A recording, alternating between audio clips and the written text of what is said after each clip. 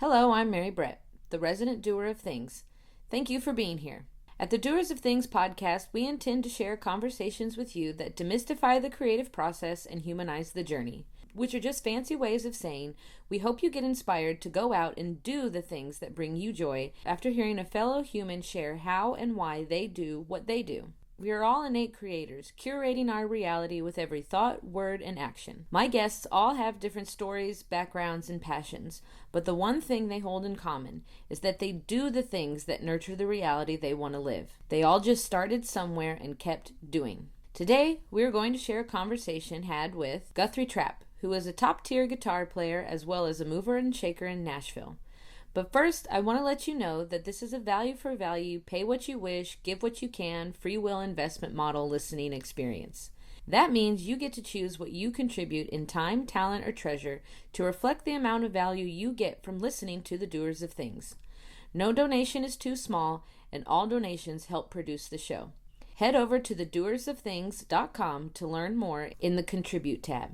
Now let's get to today's conversation with Guthrie Trapp, a consummate guitar man and multi-instrumentalist who's played with the likes of Vince Gill, Garth Brooks, Trisha Yearwood, Alison Krauss, Dolly Parton, Delbert McClinton, John Oates, and Billy Gibbons of ZZ Top, just to name a few of the luminaries Guthrie Trapp has supported. He's got an active YouTube channel and music education partnership helping him share his skills with the collective. While I was on an extended stay to Music City early in 2023, Trapp was kind enough to take me for a cruise around West Nashville as he shared his story with me. Here's my ride-along with Guthrie Trapp. You started music really early, at like a very, very young age. Did you do a little research? Of course I did a little research, man. Okay. I wouldn't be doing you justice or your time justice or my time justice if I didn't do that. But it was, by 11, you're already doing shows, is that right? Well, yeah. I was lucky to be born into a really incredible family.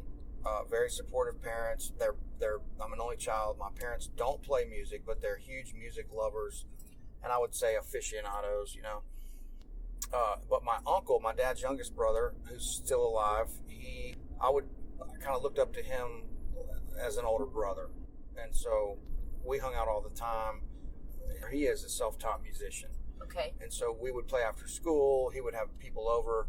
It was around music. We went to parties ever since I was born. We were going to these parties where we called them pickin' parties, where it was, people getting together and partying, but it always revolved around music, and a lot of really, organic, soulful, rootsy music, Irish fiddle tunes, bluegrass, singer-songwriters, original music, blues, jazz, folk, bluegrass, all the bluegrass and stuff. So I wasn't raised on top 40 radio. I never learned how to play. You are blessed. I feel like it now. We think we're part of the cool club, the art department, right? And so I was lucky to know what we consider music, high in musical nutrients, music, from a really young age.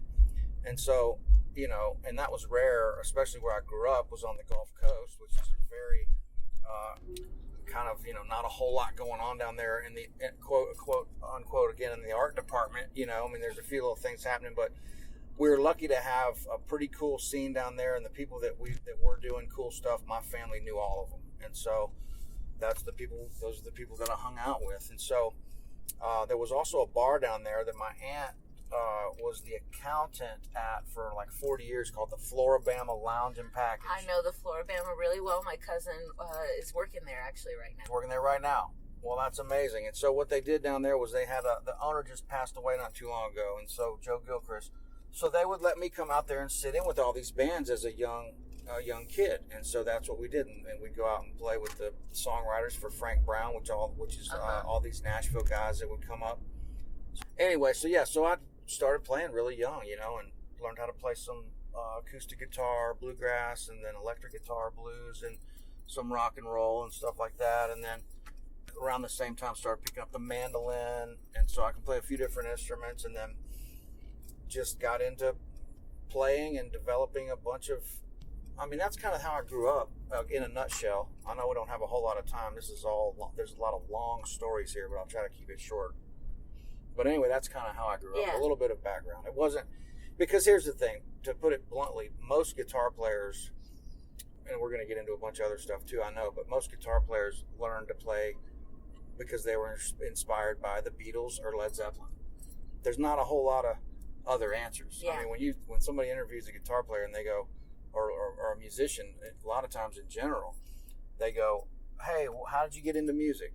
Well, I heard the Beatles on Ed Sullivan. Or, man, I heard the Led Zeppelin and I started listening to that. It's like, well, I didn't know who those bands were. Okay. I didn't even know what they sounded like. My family wasn't listening to hard rock music. Or, yeah. I mean, I knew who the Beatles were and I heard a few songs here and there, but I didn't do like the deep dive like most guys do and like learn every song off every record. I didn't know anything about that. Yeah. I didn't care. I just wanted to hear music that I really liked, and I'm not saying I don't like those bands, but I'm not listening to them every day. Yeah. You know, I listen to a lot of different kinds of music because of the way I was raised. Yeah. You know, really, that's what it comes down to. So, does that inspire any questions from you, or? Oh well, yeah. You know, what were those things that was being played in the house? What were the things that the record that would show up the most, maybe? Well, my parents were huge fans of a band called Newgrass Revival, which has nothing to do with religion. The band's called Newgrass Revival, and so it was led by a guy named Sam Bush. Oh yeah. And then Bela Fleck was in that band when he was really young. Okay. And then a guy named Pat Flynn, and then a guy named John Cowan. That was not the original lineup from the 70s, but that was probably the most popular, most current lineup of that band before they broke up in like 1990. And so they were huge fans. I mean, and that was a genre-bending, very eclectic, very cool band of virtuosos, great songwriting, great singing, great records, amazing instrumentals like Bigfoot and 7x7 and all this amazing stuff that Sam and Pat and Bela wrote. It just really hot. We say my buddy Uncle Larry is a badass session guitar player here. He calls it high-end musical nutrients, which I love that term. That's good. It's like a musical like juice or something that just has power. It's like power packed full of all the nutrients. It's like high on every level of rhythm, harmonic content, just the highest form, right? And so if the bar is set that high at a young age, then your ear and your soul and your feel for music is all developing all at the same time. So before you even put your hands on an instrument, if you're around a lot of great music, mm-hmm. you already know what's the shit that you can't teach somebody is already there. Yeah. You know what I mean? Yeah. Does that make sense? Mm-hmm. Like, I don't know how else you would equate that. I don't know if all these kids are playing basketball. It's like, I don't know if that would work with basketball. You know? Well, I think you'd have to get your hands dirty to do that. But with music, I mean, I don't even know if it works with cooking. You know, I always equate music to like language and cooking and exercise, because those are some things that to me are like kind of like similar. You're not gonna learn anything if you don't pick up the guitar. Right. You're not gonna get in shape if you don't get off the couch. Right. If you just learn music from paper, sheet music, and you don't tweak the recipe and start throwing your own shit in there, well then you're not gonna get anywhere. Right. So I look at these parallels that people can understand: language, phrasing, inflection, punctuation, right. Tone, volume, dynamics. Bringing the listener in by getting quiet and leaning in versus like coming in and just yelling at somebody the whole time. Well, it's like a band. I don't want to get screamed at either. Right. Which is probably why I didn't like Led Zeppelin growing up, or Janis Joplin. I'm not a big Janis Joplin fan. Okay. Because I feel like I'm getting screamed at. It's not good. You can print that or not, I don't care. But anyway, I mean, that's kind of how I'm looking at it. I mean, this was really, I teach a lot too, which I know we'll get into. Right. A lot of education. So you really realize like the things that really make somebody stand out or be really great at their craft, whether it's music or any other thing. There's only a few things that make music different than any other craft. I mean, I don't know what those are. I'd have to think about it, but like it's sound and maybe like being able to use the dexterity of your fingers or your hands or whatever all that is. But I mean, it's the same thing. You can equate the music business to so many other things, especially when you get into the non-art form, talent related parts of it, and you just get into marketing and promotion. Well, that's the same as anything else at that point. Yeah. You might as well be running a flower shop. Yeah. So I mean, it's a lot to talk about. I could talk about this for a week straight because I'm in the middle of it and dealing with all these things that we're talking about. Like every aspect of the music business I'm going through with the creative part, the education part, the community aspect, the philanthropic aspect, the marketing aspects, the self-promotion, the ups and downs and the motivation and the lack of motivation and how that's a wave and like all this shit that everybody wants to know about. I could talk about it for a week. Right. You know? Are you your own... and you're going to get the truth. I'm not going to sugarcoat. I love that. I'm not going to sugarcoat anything because I'm worried about somebody calling me. Right. You know, if they call, great. If they don't, great. But I'm not going to, you know... I think you're that not going to get the sugar-coated version of any of this shit. You know? It seems like your reputation precedes you, and it's okay if you've got opinions because you're such a good player that, you know, they might look past the fact they didn't like Janis Joplin. They still want you to play on their album or on the stage with them because you're that good. Well, everybody's good in Nashville, but you know. What do you think makes you stand out then? Well, because I've always stuck to doing exactly what I wanted to do and what I believed in. I've never sold out, quote unquote, you know, and I mean sold out, like actually sold out has kind of a double meaning. Like I think of your soul. Oh yeah. You know, and that almost like I never thought about it until just now, but I mean that's a great way to put it. Like you could sell out, but what you're really doing is you're selling your soul. Right.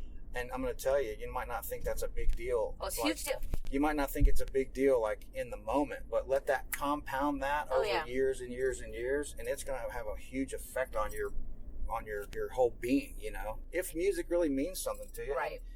Everybody's on a different level. I'm not saying I'm on the highest level of it by any means. I'm proud of what I do and the fact that I haven't altered my path of what I really appreciate and my integrity and the music and the people that I like to hang out with.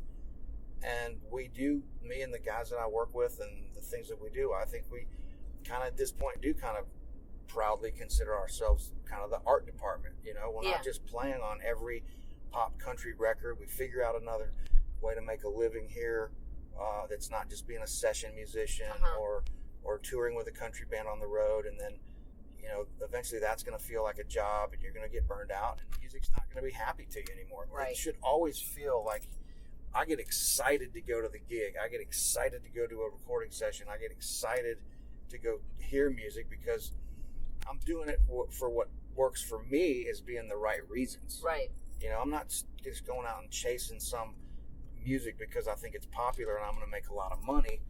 And maybe I like it 10%, but the other 90% I'm really not into. I mean, that's not for me. But if you don't figure that out early on and you're chasing something that's not exactly who you are and what you believe in, then you're going to end up high and dry at some point. So I say figure that out as soon as possible.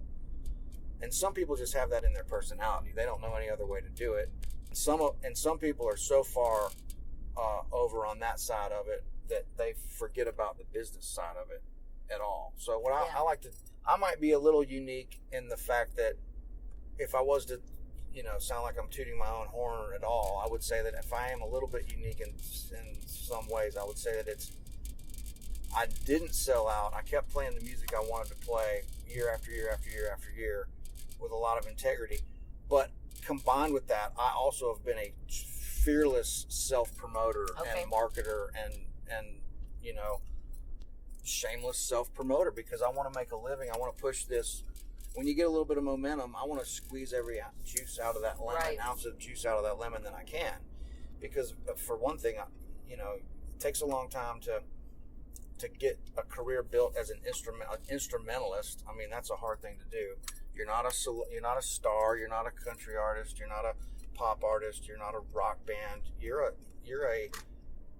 trying to kind of present yourself as an artist, but you're an instrumentalist. Yeah. You know, so to get away from people looking at you as being a sideman or all that stuff, that takes years of like chipping away and going like, okay, you know, you just keep doing it. It's not going to happen overnight, but if you want to steer it's kind of like steering an interview to get out of it what you want, you know, like if somebody's asking bad questions and you're like, well, this is a waste of time, you know, I really want to be talking about this. Well, then talk about that. Yeah. You know, don't let the interview steer you away from what you want to get out of that 20-minute Yeah. It's like that kind of stuff. Like just knowing, like, hey, man, look, if somebody goes, well, hey, what's it like to be a country guitar player? Well, the first thing I'm going to say is, all right, hey, hold on a second. I'm not a country guitar player because I like this, and I'm going to dovetail that into hopefully some sort of relevant information or something cool, but I'm going to very quickly steer you away from that shit. Right. Because that's not how I want to be perceived as an artist. Right. If I may so bluntly say that, right? So, I mean, that's kind of some things that I've just learned over the years, and nobody's going to take you seriously when you're in your 20s, and so the education thing developed as time goes on, but you really just have to be patient and keep doing it. You can't just, you got to be somewhat of a strong person and have a little bit of a thick skin, because you're going to hear all kinds of shit. You're going to meet people that you don't like. You're going to meet people that you love that you can't get to.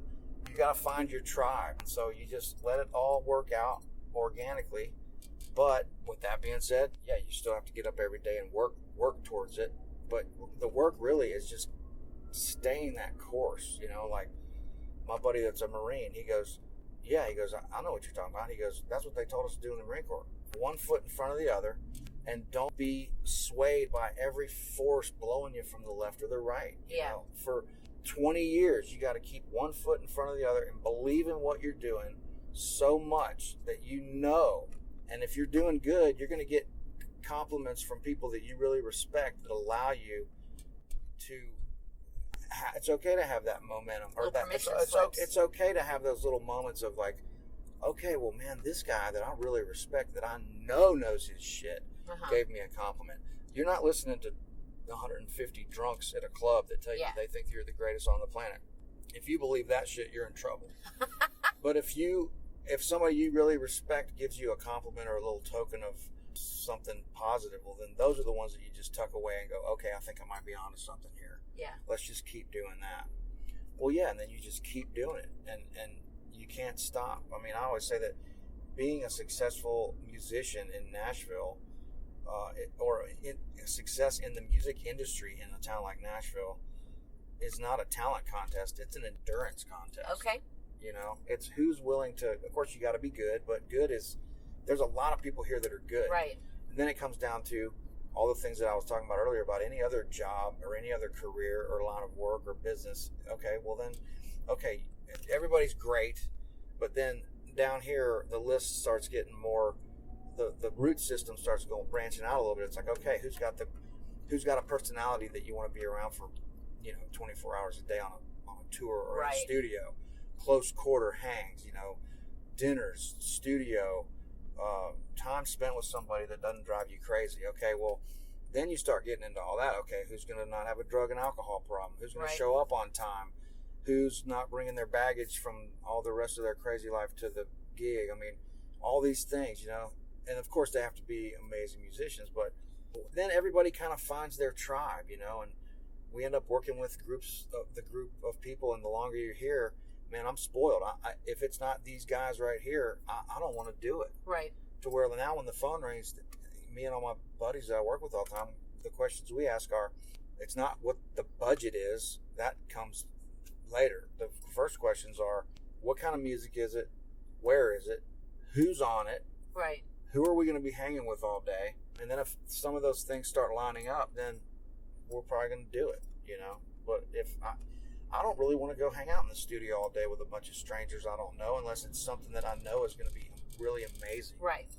That's fair. And now it's a luxury to be able to do that. But I mean, I've been here for 22 years and been playing music since I was 6 years old. So, I'm not saying I'm owed anything like that, but like now I've gotten to the place where I don't have to do anything I don't want to do, because I've kind of carved out that path for myself subconsciously. Yeah. That's what I mean, is if you keep doing what you believe in and that is right for you, everything's going to work out. What's not going to work out is if you're chasing something because it's popular and you're changing with every season to try to fit in. I mean, because you're just a leaf in the wind, and you're just blowing around, and you might move to LA because you think you want to try that, and then 2 years later you're in New York, and then, well, that's too expensive. Well, guess what? 10 years later, you still don't know who you are, and you're moving back to Nashville because you're just chasing something at that point. You got to figure out who you are and what you like to do and just keep doing it. And you know what? Hopefully it'll work out. It might not. Right. You know? I'm like as fortunate and as lucky as anybody on the planet. I mean, I'm very lucky. I didn't go to school. I don't know how to read music. You know, not everything I've done in this town's been perfect, but it's working pretty good at this point because you got the momentum and you got enough history and confidence and experience and all those things that build up after time. I'm 44 years old, and so I'm not an old dude, but I'm not a young spring chicken 22-year-old either. So for the first time in my life, I'm looking back at guys that I'm working with, you know, like some people that I have on my quote-unquote team to help. You know, they're in their early 20s, and because they're smart and organized and on top of it, and they're going to college here and all that. But I go, man, yeah, I want to hang with these guys because I'm now 20 years older than some of these kids. Yeah. And they're better at technology. They're more organized. They're in college, which I didn't go to, so they've got all those skills, spreadsheets, and all the shit that we need. You know what I mean? All the stuff that we need that we don't know how to do. And so that's what I want to do. I love hanging with the young cats here and the guys that are like the legends, like Billy Gibbons and John Oates and Dennis Quaid, and the guys that I get to work with and hang with, and my friends. And I mean, I'm not dropping names because these are my friends. I mean, I talk to these guys almost every other day, and try to learn from those guys. You know, Right. don't. I mean, I'm doing a lot of talking right now because you're interviewing me, but get around those guys. I don't talk a lot. It's a hang. You got to hang. Let those guys talk.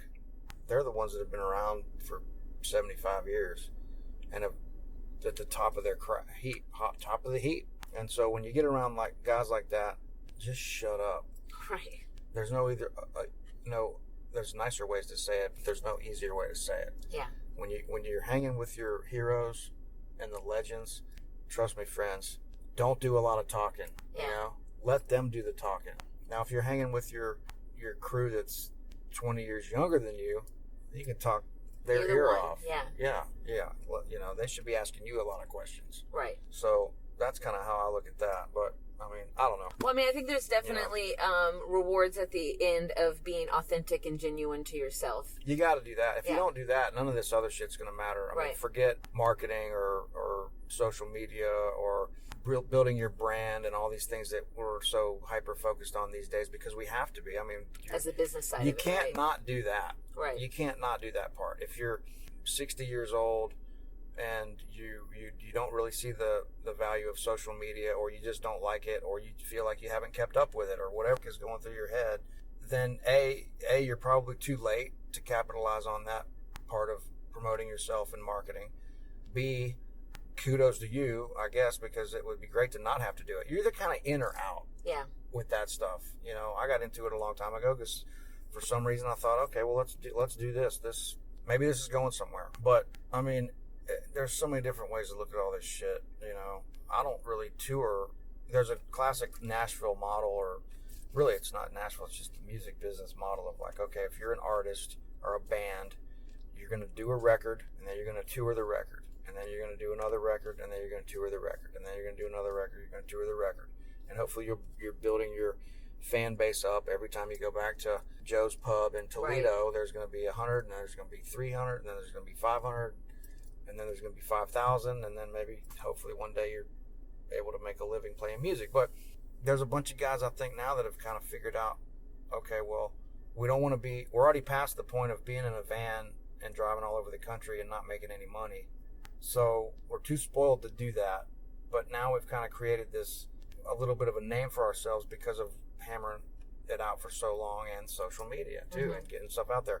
And working with some of these other legendary artists, and guys like Jerry Douglas and John and Billy, and you know, so you keep your kind of like perception or your status or whatever you want to call it. You're keeping that high where people aren't seeing you like, okay, well, you're not just out doing everything and playing with everybody. It's like, okay, you're playing with really good people. You're doing cool stuff. You're not endorsing every product that comes your way and changing with whoever's giving you free shit. You know, that's bullshit, low level, low vibrating shit. And people see that. People can sense that and smell that out a mile away, you know. And so you got to work this a little bit, you know, but you got to do it in an authentic, genuine way that's not like a used tire salesman. Right. And there's a way to do it. People say that I've done it, which I'm proud of that. Great. That's fantastic. But you can't fake it. If you're a used car salesman, then you're not going to be able to fake being authentic. Right. And if you're an authentic person coming from the right place and you are marketing yourself and promoting yourself, then it's going to have a natural feel to it because that's really who you are. Yeah. But if you're not, then neither one of those two sides can fake being the other. Right. Because we don't know how. Yeah. I kind of want to revisit something that you hit on a little earlier. Kind of want to know, what do you do to keep yourself motivated when you're feeling not motivated, or to keep yourself grounded when you're doing such amazing things with so many amazing people? What do you do to stay rooted, grounded, humble? Yeah, that's the hardest part. I mean, that's really the part that you got to work on the most. I mean, to go sit in a room and pick up the guitar and write a song or learn something, that's easy. That's really easy compared to keeping your mental health intact throughout years and years and years of this, because you got to be able to step back, know where you fit into the food chain, know where you're at. You got to be organized. You have to have some people helping you that you trust. You have to do all the things that you hear people say. Write some shit down on paper, have a plan. Most importantly, know what you want to do and just go after that. I mean, I don't care if you're a accordion player that loves to play polka music. That's fine. If that's what you love and you're really good at that, then that's what you need to do. Mm-hmm. Because there's nobody else out there doing what you're doing, right? And so if I was just to chase a bunch of other shit, I would be deluding myself. And so you got to stick to that. You got to be organized. You have to zoom out and look at this from as many different perspectives as you possibly can. And you have to really give yourself a good talking to every once in a while and go, hey man, look, you might not want to, you might have some discouraging times where, I mean, like right now I'm struggling with, because I don't live in this world very often, but we just did this really amazing record with my buddy Tom Bukovac, Uncle Larry. So me and him have this 11-song unbelievable record that we went in and made for the right reasons. We just said, hey, let's make a record. We went in, we cut these songs. Now we know we got something really good. We're really excited about it. Now we're having to kind of shift out of our comfort zone and get into the more music business side of this, which is finding a publicist and maybe not a record label or some distribution, mm-hmm. digital marketing and promotions, all these things to try to promote this record. Because if you just put the record out without having some of these things in place, nobody's can hear it. Right. We want people to hear it. We want to get the accolades for it. We want people to say, hey, this is the guitar record project of the year.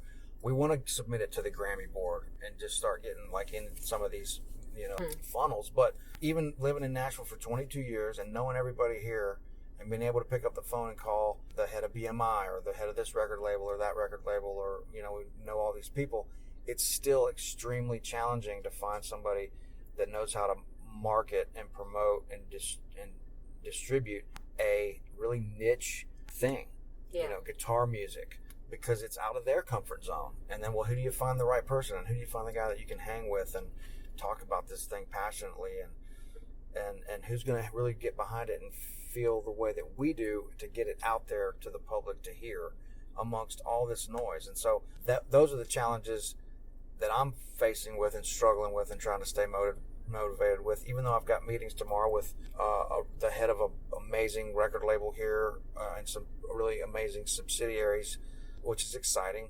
I'm having a meeting with him at noon. We've had some really good meetings with some publicists that actually came to us because they heard about it because of where we are and how that we've been chipping away at this for a long, long time. That's all great, but it's like, man, okay, now we're kind of like back to being just another person in Nashville trying to get their shit out there. Right.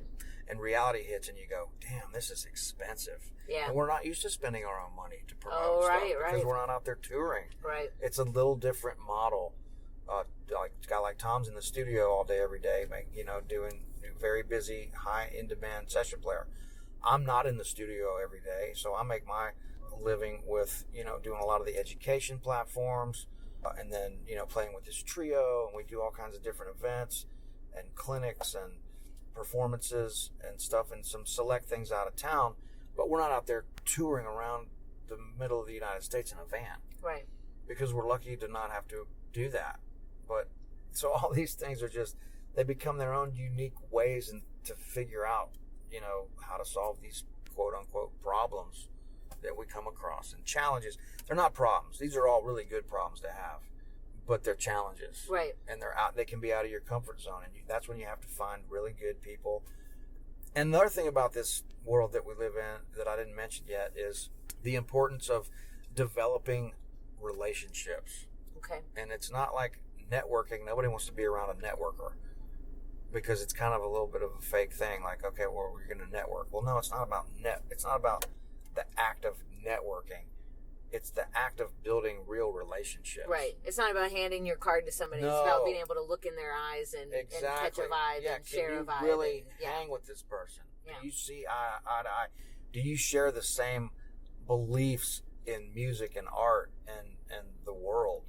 It's not about like, oh, well, you do this and I need this from you. I don't care what you are as a human being. Here's my card. Let me get your card. Oh, I got their number. Blah, blah, blah, blah, blah. You know what? I'm going to be honest with you, and I've never said this to anybody. Most of the time when people give me their business cards in Nashville, I come home, I take all the shit out of my pocket at the end of the night, I throw it all on the table, and I throw the business cards in the garbage can. I do. Has there been anyone that stood out with their card?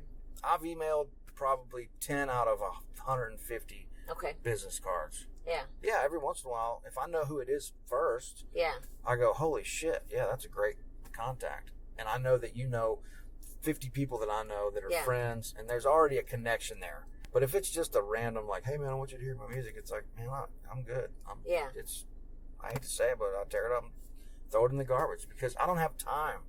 I was just about to say. A, I don't have time. B, it's just, I don't know. I think it's know. part of Maybe a boundary it's being setting. An asshole, but it's...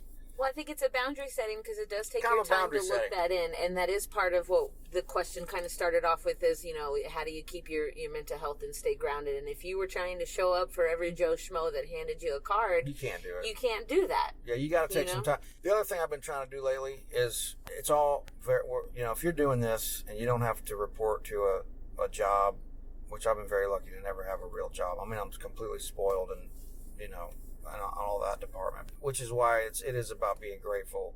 Really, it really is. And so you have to take a break too every once in a while. You can't pat yourself on the back all day long, and you can't beat yourself up all day long either. Right. You have to. There's a nice balance of like, okay, man, look, you're doing really good. You're doing great. There's a lot of things coming down the line. You got a lot of things to look forward to. There's also, hey, man, don't get too comfortable. You got to keep this shit going. You need to stay organized.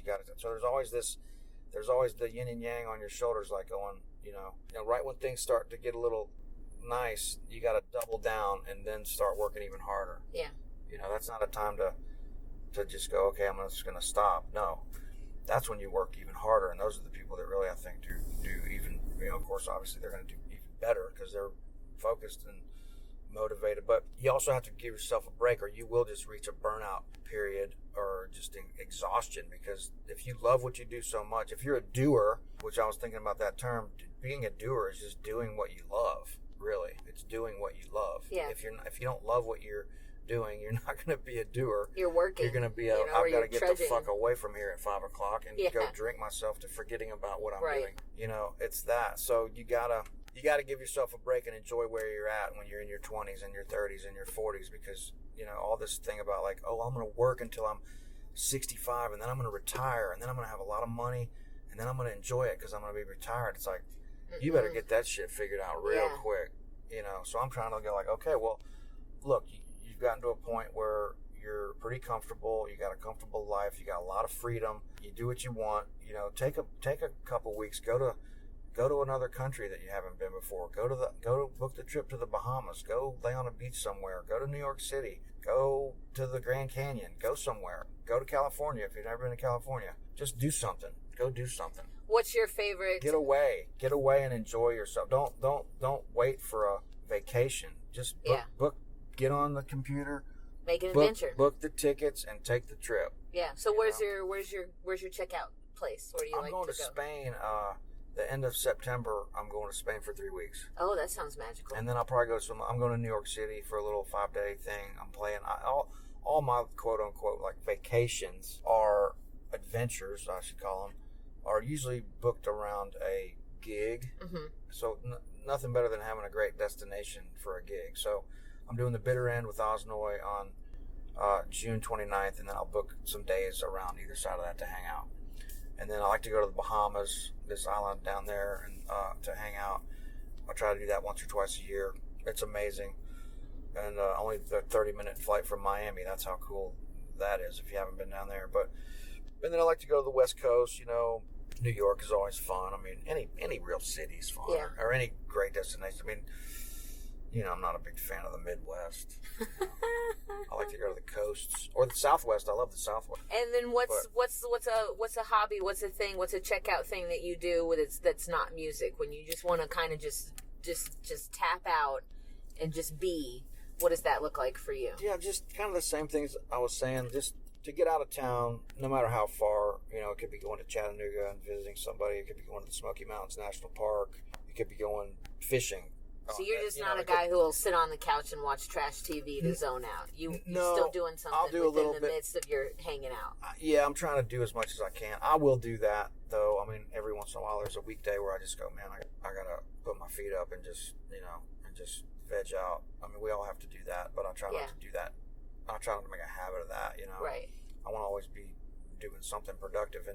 And going out and getting on a boat and relaxing is productive because you're keeping your sanity because you definitely have to. A friend of mine calls it quality slack time. Quality slack time. That's great. Yeah. So just the last bit of it here. Is there anything you want anyone to know about? I mean, you got this new album coming out. Do you have a kind of projected date of when you think that might be? We don't because we're all just we don't want to put a deadline on it because it's stressful. Right. And so we're gonna release this record when we're finished with it. But we've got a little bit more work to do. We got to get it mastered and get the artwork and all that stuff. So it'll be a minute, but I would keep your eye out for that. It's going to be a really, really, really fun project. We're very proud of it. And then I've got some records that I did that are both still good.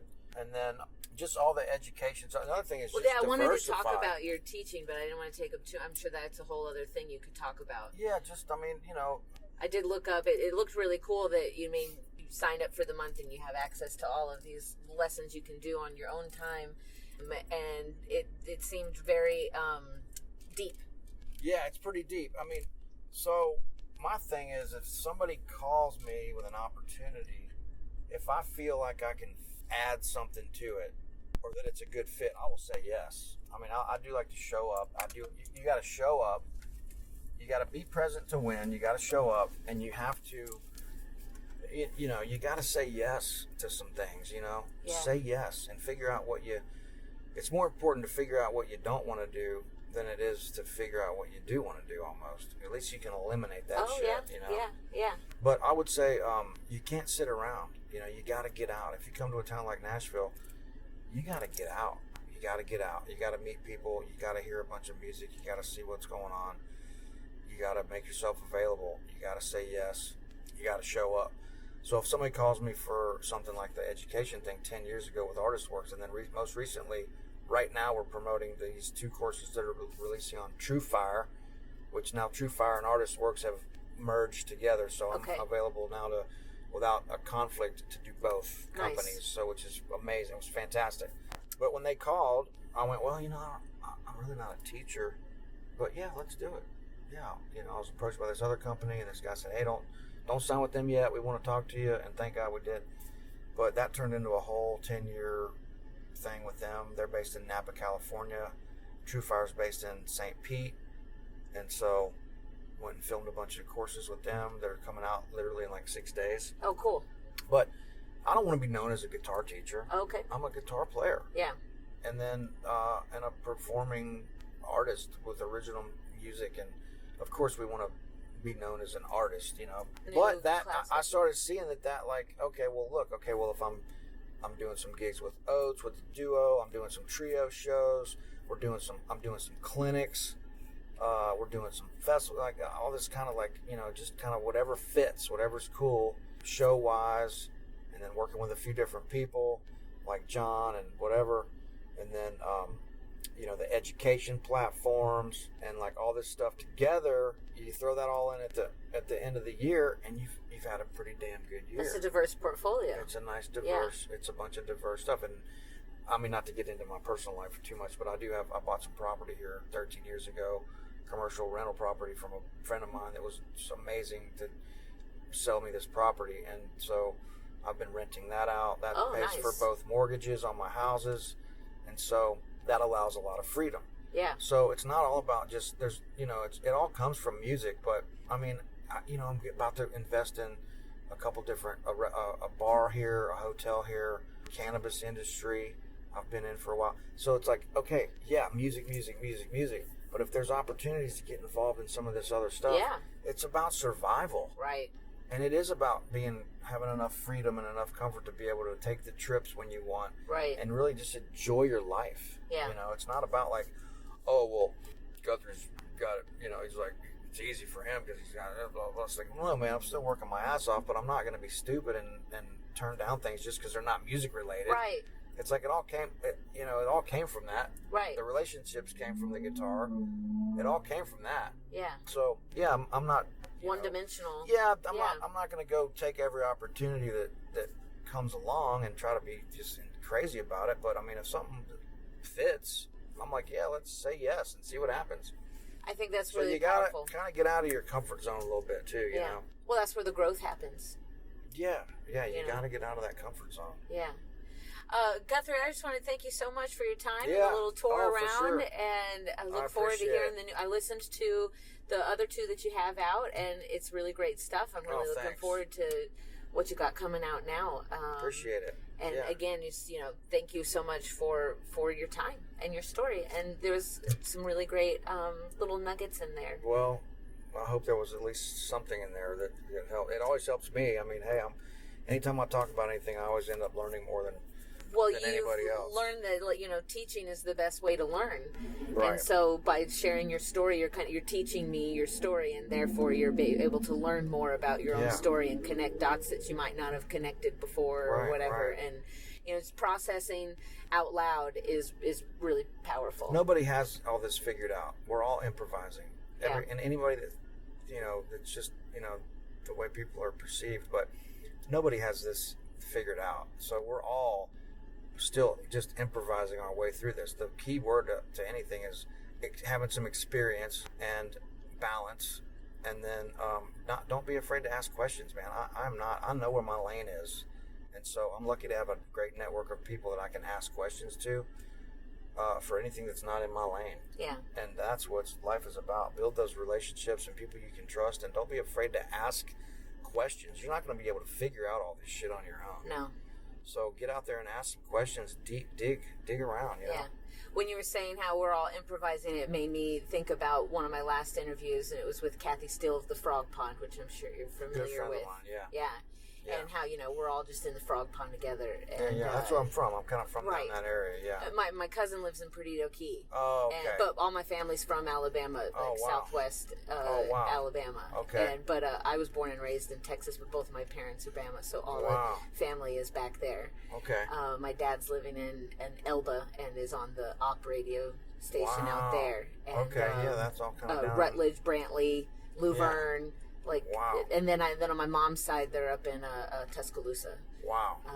So vacations and growing up, we're always coming to Alabama. That's where, down on the key, man. Yeah, totally. Cool. Well, tell everybody down there I said hi. Those are my old chums. Thanks so much. Yes, thank you. Yeah. It's not every day one gets the chance to talk with someone who started doing something when they were 6 years old and is still doing that thing. The lifetime of energy Guthrie Trapp has put into his craft shows. I took his advice and shut up and listened instead of holding firm to any agenda I had in the questions I brought to the table. I'm glad I did, because there was a lot of golden nuggets in there.